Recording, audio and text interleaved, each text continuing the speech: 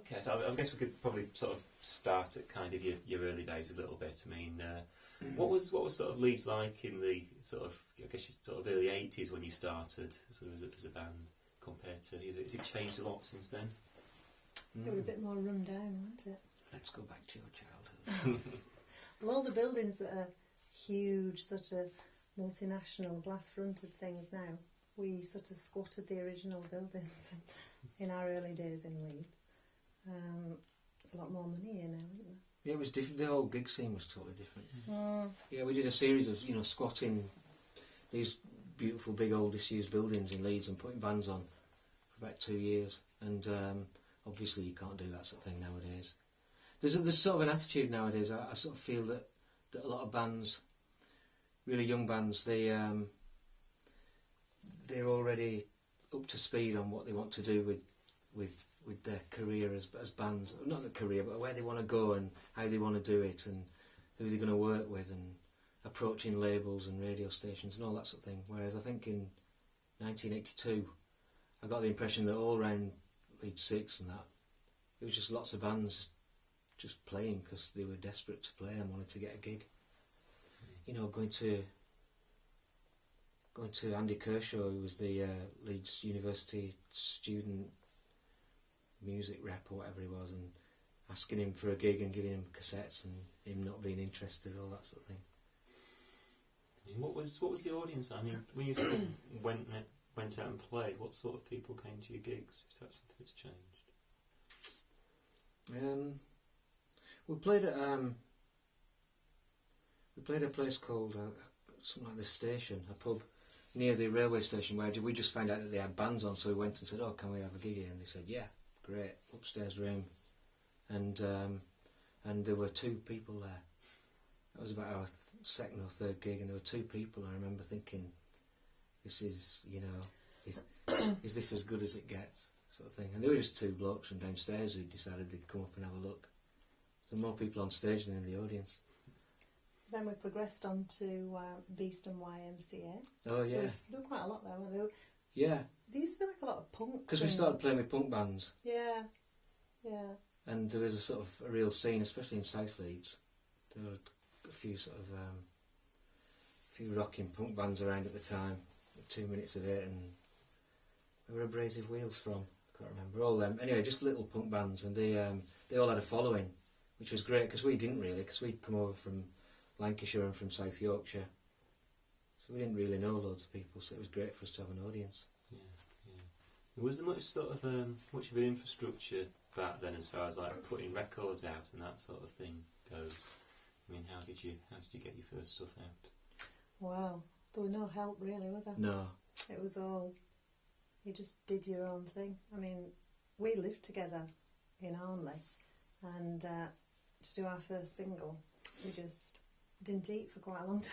Yeah, we just saved up the money. Yeah, and we did get a distribution deal, didn't we? Yeah, we went to Red Rhino in York, who were practically the only sort of northern distributors, and they sort of did quite well for a while because The Wedding Present went through them for the first album, and then they went belly up. Tony Kaye. Yeah. Still knocking around. Is it? I think, yeah. The infamous Tony Kaye. Yeah. I remember because it was really strange to us because it was this sort of indie company in an old warehouse with lots of young lads with sticky tape guns, putting boxes of records together and all that. It was, some brilliant people worked there, and then there was Tony Kaye's BMW parked right in the middle of the warehouse. It was like, this is what you could all get to, lads, if you carry on sticking them records up there. But there didn't seem to be like a Leeds scene where bands helped each other, really. No, well, we missed it, didn't we? Yeah, I suppose so. We came here just after that sort of Gang of 4, Mekons, James Brown, Seething Wells, all that sort of thing. We were about a year after that, and we sort of got to know them all, but that had gone by then. They'd all moved away, and so it was pretty isolated for a while, wasn't it? And it was John Keenan basically who was the saviour of Leeds for years and years. Did it ever?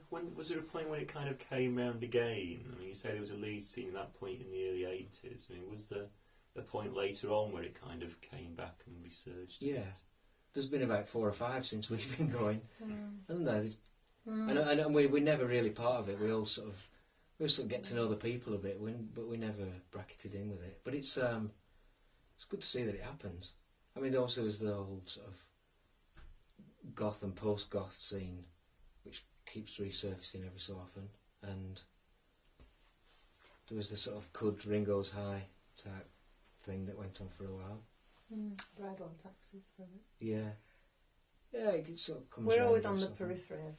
It's never been like sort of Manchester or Liverpool, has it, though, where there's been a huge swell of lots and lots of like-minded bands who all sort of seem to happen at the same time. You know, like people now are going, oh, Kaiser Chiefs, the music, but you know, you couldn't really think of 2 different kind of bands, really.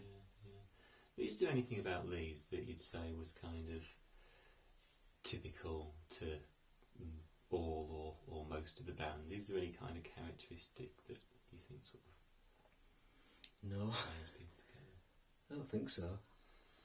I can see. I mean, with Kaiser Chiefs, I think I can see Leeds in them, and you can in a few bands that have been around over the years. But in general, I think, you know, like Gang of Four, Mekon's Wedding Present, Sister Mercy, all these bands, they don't really have characteristic Leeds hallmarks about them, do they? No, I mean, I don't even know how many of them were students here. You know, because that's often quite a sort of starting point, isn't it? But I don't know if they were or not. I don't know. I mean, that's why we came. Not all of us to be students, but yeah, because that's probably why most people end up in Leeds. Yeah, it's one of the factors, I suppose. I don't know. We asked Whiskers, Whiskers who used to promote at the Vine and runs that Dance to the Radio. Oh yeah. His answer was mostly the bands that make it, they're all really bitter and they start slagging people off in their lyrics. Yeah. And that's a Leeds characteristic. Yeah. Do you think there is? I'd just be interested to know. I don't know really. I've not spotted one, put it that way. It's funny because where we live, where I live now in Armley, there's really close to this really small, tatty little park called Charlie Cake Park, and Recons wrote a song about it, and it was all about just about going out in Leeds, but it was called Charlie Cake Park, and I was always really proud that they'd written this song about this park in Leeds. But whenever I mention it to anyone over the last sort of 15 years or however long it's been out, no one's ever heard of it, and I just think, yeah, that's Leeds. People, when you do sing about Leeds or about what's going on in Leeds, you know, it's not part of anything. It's not a scene. People don't know about it. Do you still consider yourselves a Leeds band? And part of Leeds? Kind of. Yeah. Because we've never moved anywhere, but 2 of the people in the band are from Bradford, and we have kind of almost relocated to Bradford in the last few years because that's where our rehearsal space was. So they might be a bit peeved about that, but yeah, we do really. Yeah, we do. So we've never moved anywhere. Yeah, I always feel like there's also always a thing as well where it's not easy to see in a lot of bands that there is some sort of northern, Yorkshire sort of element going on in there. Whereas I think with Chumbawamba there always has been. I think it's pretty obvious. If you listen to something, I mean, just because it's northern accents, and we tend to write about what's going on around us. Where it's same, like with Pulp, for instance, they're just very Sheffield because he writes about what's going on around him in Sheffield. Whereas the music, they're not going to write about the bloke who lives next door and what his relationships are like or whatever. You're right about the cloud of spliff smoke that's Yeah. So, I mean, maybe sort of talk a little bit about your sort of period in the sort of mainstream spotlight and that. I mean, was that? I'm not quite sure to ask you about that. Really, I mean, was it? Did it change you in a big way? I mean, was it an important thing for you? Because I mean, obviously you'd existed sort of before then and kind of since then, I guess, without a lot of mainstream stuff. Yeah. It seems like you've not really needed it in a way. It'd be stupid to say it wasn't like a big thing for us, but I think when it happened to us, we were sort of too old really for it to change us. You know, when you've been around a long time, in a band a long time, and it wasn't really something, it wasn't like all our ambitions coming true. We were just doing our thing that we'd done for a long time. And, you know, we did want to sell more records and we did want to have more people seeing us, but we didn't want to have a big hit. It was never on our agenda.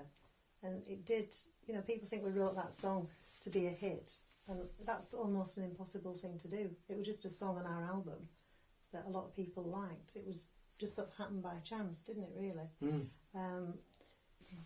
Yeah, Tub Thumper was a really Leeds album because we sat down and decided that we would write about the really local things. And it's bizarre because we were writing about, you know, the church in Armley and about the pub, the Ford Green that I used to go to. And, you know, we were really trying to write specifically about things that were going on in Leeds. And we used lots of bits of samples which were about the people in Leeds, and you know, Mike from Mike's Carpets is on there, and you know, little things like this, and yet that became, you know, the thing that we've sold most of in, you know, America and Japan, and yet we were writing about you know, Chapeltown and Holbeck and Armley, so it's weird. And did that period sort of change the way you operated afterwards? I mean, were you a different band after that in any way? It did affect us. Yeah, we got some money. Yeah, I mean, we bought about a house each kind of thing, but... Houses, like several each. Yeah, I was aware it was going to sound more than what it was. But it didn't really affect... It did affect the aspects of us, but not how we operated, really. I mean, now the way we operate, we have meetings... the way we organise ourselves in the band is exactly the same now as it was before. But for a while we were sort of, I mean, we were like on the Letterman show and things like that. It was like a weird time and obviously different, but we just thought it was interesting and funny and not sort of something, oh, we've made it, this is where we are now. We're just like, wow, this weird thing's happened with this song, right, back to what we do when that was finished. You know what I mean? I mean, what do you think about sort of the way Leeds has gone since then? 'Cause, I mean, you sort of referred to it before, the way it was very, very run down at one time. It's kind of, you know, we've got the Knightsbridge of the North and Briggett and that sort of thing. You know, is that? Yeah. I don't know. Have you got any views on that? Anything? Well, I think Leeds City Centre is really, in one sense, it's a much safer place to be than it was in the early 80s and late 80s. You know, there was a time when it was just a horrible, dodgy place to go to on a Friday, Saturday, Sunday night. But I think what's been taken out of Leeds is that whole. I mean, the idea that we had this fantastic venue, the Duchess, which John Keenan's had to move from place to place because, despite the fact that he's such a fantastic, valuable local asset to the culture of Leeds, he's got such a historical big claim to being part of Leeds popular culture, and yet the council and the people who own the buildings and everything, they've just treated him like as if he's just some tuppenny promoter, and he just has to move further and further out of the city to put gigs on, and he ends up finding sort of Irish pubs basically where he can try and change it and make it look a bit more like a venue, which is really sad, because the Duchess was, for all its sort of, squalor, was a fantastic venue, just in terms of there was always great things on for a long, long time, and the fact that was ripped out to become a Moss Bros or something? Hugo Boss. All right. It's just that's Leeds, isn't it? That's modern Leeds. It's all really one-dimensional in the city now, isn't it? And I mean, the fact that there was that venue right in the city, you can't believe it now, because it's all happening further and further out, like you said. We played at the Love Apple in Bradford the other week, and it was just such a fantastic venue. Really nice, that sort of size place, right in the centre of Bradford. There's just so much more things like that in somewhere like Bradford that's obviously not as developed as Leeds or whatever. And it's sad in a way. I mean, a lot of what's happening in Leeds is probably good, but it's just sad that culturally it's good for some people. It's not good for rock and roll, I don't think. I mean, it's No, obviously not great good for that there's, art either, you know, is it? Joseph Well or whatever, and the cockpit, and that's great. But I think there's a sort of historical part of Leeds music and venues that's been treated really badly. And I think, you know, for instance, the fact that we were looking for somewhere to rehearse on a sort of full-time basis, and we ended up in Bradford in this big disused mill that was where the like Paradise Lost and New Model Army and us and DJs and artists and people putting dance things on in the basement every other week, and a printing press and all this sort of stuff in this beautiful big old mill that somebody had bought for like 50,000 quid and just sort of done up a little bit. All the beautiful disused mills in Leeds just turn into incredibly expensive yuppie flats, which is great, you know, because it cleans up the city, and now the river's clean and you can cycle along the canal towpath without, you know, skidding on the glue bags. But but in Bradford's has a bit more of a sense of, you go there because it's cheaper, and you can, as if you're creative or an artist or something, you can work there. I mean, what do you feel about? I mean, there's been a lot of bands in the past sort of 2-3 years that have got signed, and in some cases kind of gone to big things, in some cases not. I mean, do you think that's had much of an impact on the way Leeds is musically? Things like Kaiser Chiefs and the Cribs, and I think it's good for people, for like young bands thinking, look, it's possible. I think that's really good, especially with Kaiser Chiefs, because I think they are quite Leeds, and they don't make no bones about being Leeds United supporters and things like that, which I think is a really good thing. I don't know. It's all about major record companies and sort of getting out of Leeds in it as well, a lot of that. So I'm not sure about that. So bands kind of making it and wanting to have a career in music, it's just, I know it sounds silly because we do gigs all the time and everything, but it's just not something we're involved in, really. Never have been. I mean, it has been kind of said that Leeds is sort of buzzing at the moment. Yeah. Does it seem that way to you? It's not buzzing in Pudsey much, but I can imagine. Oh, yeah, no. I suppose it is, but it's not.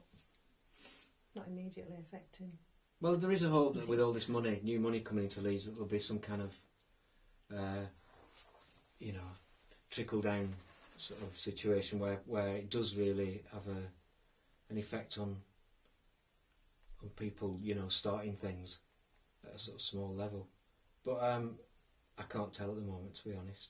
It's funny because if you I mean, I think the way to sort of foster the idea of young people getting bands together and creating a buzz in Leeds is to do with there being some sort of counterculture thing going on, which is at least having a decent cinema where they show films that aren't just showcase, or having some alternative kind of eating places rather than just like really posh restaurants and bars, and having art galleries all over rather than just one big city art gallery which is really posh and only has really... Do you know what I mean? There isn't a sort of grassroots type feel to Leeds that there is when you go to Manchester and Newcastle and Sheffield, and they have city centre spaces where people learn about filmmaking and about music, and, you know, rehearsal spaces and this, and I don't think it's really there in Leeds yet. It's just all about commerce. But like Lou says though, maybe we're just doing our own thing to such an extent that we wouldn't know if there was a buzz about Leeds. Is there? I don't know. Well, there's. I mean, I think you're right in what you say about it. Certainly not happening in the city centre. I mean, there's always, you know, things going on around Hyde Park. Leeds 6, yeah. That's true. I mean, what you said about cinemas is a case in point. I mean, Yeah. Sheffield's got the showroom, which is bang opposite the train station in the middle of the city. Yeah. You know, we've got the Hyde Park Picture House. Yeah. I mean, what's happened to... Which is was it always Cottage really Road? struggling. Cottage Road is or the closed other down, and the Just lounge made is it into closed another, down. The lounge. another big student Yeah, bar, that was wasn't just like a complete con, wasn't it, with the people who bought that and made it into a student bar and then closed down the cinema. Yeah. It's tragic, really. it? So, yes. Is there? I mean, I don't know. Is there a sort of Leeds 6 I suppose there always is. There always is a Leeds 6 sort of music scene where people are all in each other's bands all the time and all that sort of thing. But is that actually, is it a buzz as in it's coming out of that? I mean, we've just been interviewing a band called Miss Sojourn, haven't we? And they're so Leeds 6 that they practice in that. I don't know if you know, but there's this room above Ciccioni's in Hyde Park Corner. We used to know the person who lived there. It's the same bloke. Oh, I think. really? It's Beat Boy Mike. Yeah. Oh, that's is the it? one. All right. Yeah. Oh, yeah. Mm. Ah. Gosh. Oh, that's Oh, well, he's always been there, hasn't he? Mm. Part of the scene. Bizarre. We used to practice in Leeds Yeah. 6, didn't we, in the early days? Yeah.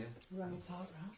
I mean, there are things, like little festivals on Woodhouse Moor, and there's one going on at the moment in West Leeds, up in Armland. They have a few different bands on and stuff like that. So there is some money going into things and all that. But Did that band, what was it called? Miss Sojourn? Sojourn. Miss Sojourn. Did they think it was buzzing around there? Yeah, I mean, they're very kind of... They're certainly sort of separate from the kind of careerist indie band side of Right. things, but there's a lot of you know Cops and Robbers, the little magazine.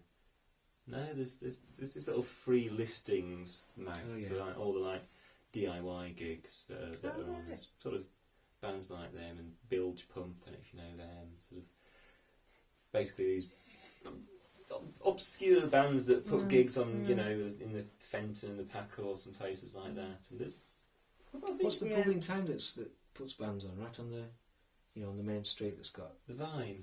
Was that the On Vine? the hedgerow, Oh, yeah. I've been there a couple of times just because I read things about someone and think that sounds good, and that's a scene, but it's just so it's just always the band's mates there, and then the band's mates all go and sit at the back while the other band's mates come and sit at the front. But I mean, it's a good thing. But There is something like that. I do think bands kind of help each other out. And that Do sort they? of thing, but, I don't know. Anyway, I'm asking the question. I think part of the thing is that someone needs to some band needs to sort of make it a bit, and then other bands who are their mates or bands that are sort of a bit like them start doing the same sort of thing, and then which is what happens, which is what's happened in a lot of other cities. It's like it was Manchester because somebody had this idea of putting these sort of floppy dance beats to rock and roll, and so they all did it, and it worked, and it had a sound and it had a feel to it, and I think that's never really happened in Leeds, has it? Apart from goth, when you had lots of sort of imitation Sisters of Mercy. Yeah. I mean, what about yourselves? I mean, what are your sort of plans for the immediate future? What do you want to do in the next couple of years? Musically, you mean? Yeah. Or, We've just done a new album. Yeah, we're just doing acoustic stuff at the moment because we got to a point where we were so embroiled in that 8 of us on stage jumping up and down, lots of theatre and ADATs and playing, and samples and everything, and we just thought it'd be really good to calm down and stand there and talk to the audience and have a laugh. And it's something we've always done as well, isn't it? We did a cappella album about 15 years ago, and we just wanted to do another one. So we're kind of concentrating on that at the moment. And it's easy to practice. We didn't need to build a soundproof room. Just do it in our front room. Yeah, so we're playing folk festivals and And pub strange- festivals. Yeah, both. Yeah, a variety of gigs. I mean, what about when you play Leeds these days? I mean, what's the feeling you get from I think you play the Irish Centre sometimes, don't you? Yeah. Things like that. It's always good, isn't it? But it's like Yeah. it's almost a bit like a private party, isn't it? Really. Yeah, I When we suppose play at it the is Irish really. Centre, Yeah, which is yeah. great. It's really nice. Yeah. But you do think we sort of know 60% of the people in this room, which is, so it's good on Yeah. that level. Yeah, we recently did a gig at this place called The Commonplace. It's like a social centre in Leeds. And that's the kind of, we do like a we do loads of different types of gigs. And that was just like sort of going back in time in a way, to sort of like the kind of squat gigs that we started off doing. But we like doing things like benefits for things that are worthwhile or whatever. But we couldn't live doing just that, obviously. I mean, we're hoping to play at the City Varieties, you know, one of John Keenan's folk type things, and do something a bit different. But it is always nice when playing Leeds. But It is. It's good. yeah, It's good to play in Leeds. Yeah. but we like Bradford as well. There was a last time Model Army played at Leeds Metropolitan or wherever it was. The lead singer said, he came back on for an encore and he said, I know there's a lot of people here from Leeds and there's a lot of people here from Bradford. And it's really great that we can all, you know, come together and there's no bother, because there's one thing that the people from Leeds and the people from Bradford share. There's a bit of a gap. And he went, and that's Pudsey.